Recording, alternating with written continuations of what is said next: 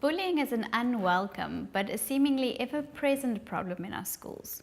So what exactly is bullying behavior? Let's look at what it looks like. So essentially it can be defined as aggressive behavior by one party, whether it's a group of people or whether it's one individual, towards another in which there's either a very real or even just a perceived power imbalance between the two parties. Now it can take different forms. Bullying can be physical, so it can include things like kicking, punching, pushing, shoving, even spitting.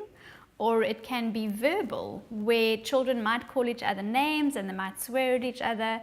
And it can even be social, where children might spread rumors about each other behind their backs. They might deliberately try and embarrass them in front of a group of friends or peers. And they might also purposefully exclude them from social events and gatherings. Now, bullying can have dire effects on a child. And some of the things that it affects is the child's self-esteem, their feeling of self-worth, and those two things really lie at the heart of where we are as people. So bullying tends to really attack the very core of who we are.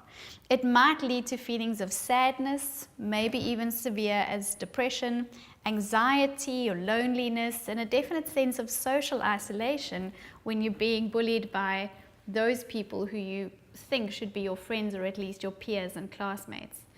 So what to look out for? Obviously, there are sometimes physical signs. Things like marks and bruises might be the first things you spot when there's physical bullying happening. But the signs of verbal and social bullying might be a lot harder to spot. So what you might want to look out for are changes in your child's behavior, maybe changes in their sleeping pattern, maybe they eat differently to the way they used to, or children who might seem uncharacteristically clingy or shy. We see that especially with young children, or children who just no longer enjoy the activities that they always used to love engaging in. Of course, a sudden drop in academic achievement is always something to investigate further. And there might also be avoidant behaviors where children purposefully skip school or all of a sudden will avoid parties or social gatherings where they used to love going to those and interacting with certain of their friends.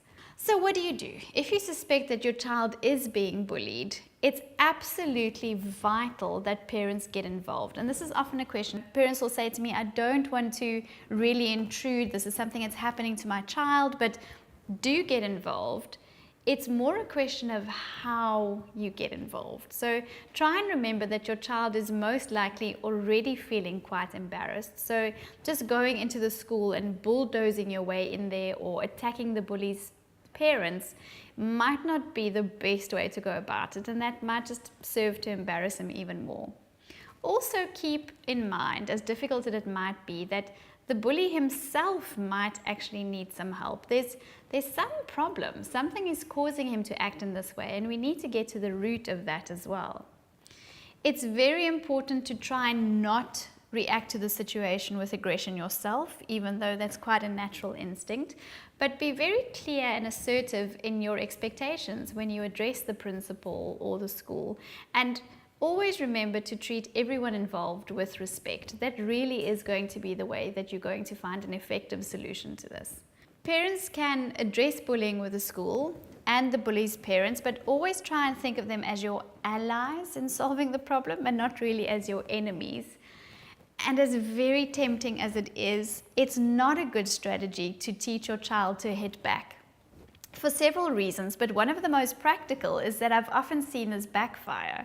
So a child is being bullied, they react physically, and just as it happens, a teacher might happen to be walking in or seeing this happen, and who gets into trouble? Your child, who's actually reacting to the bully and not the bully who started everything. So it's just not a good strategy. You might want to teach your child to be assertive with his voice and his actions and guide him onto how to actually address the bully, support him in confronting them, and then at the same time also how to ask for help. If they really are feeling out of their depth, who do they go to and how do they get that help they need?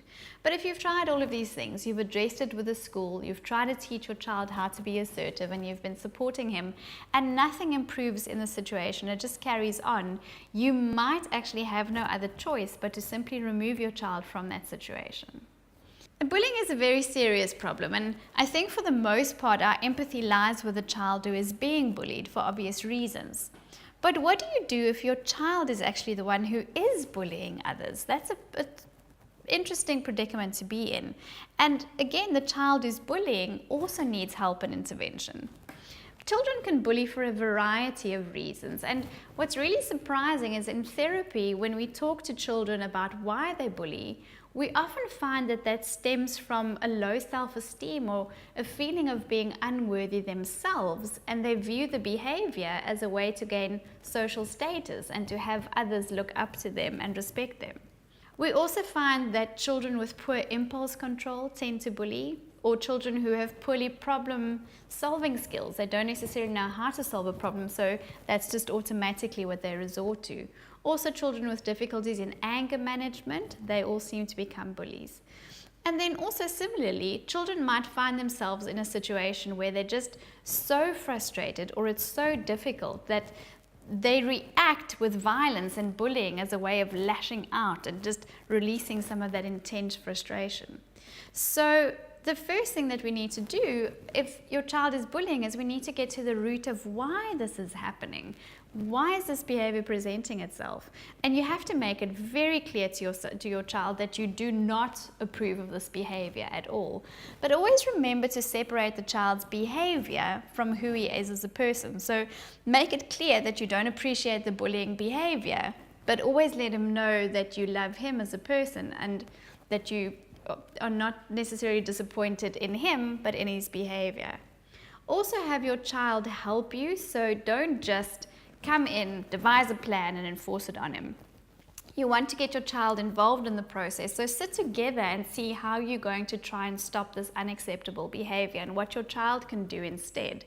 And then of course we need somebody to keep an eye, because unfortunately we know that sometimes those kind of behaviors are habits and children will revert to them in moments when everything just becomes too overwhelming and too much. So ask a teacher or maybe some other parents to help you monitor the situation and to let you know if your child is continuing with his bullying behavior.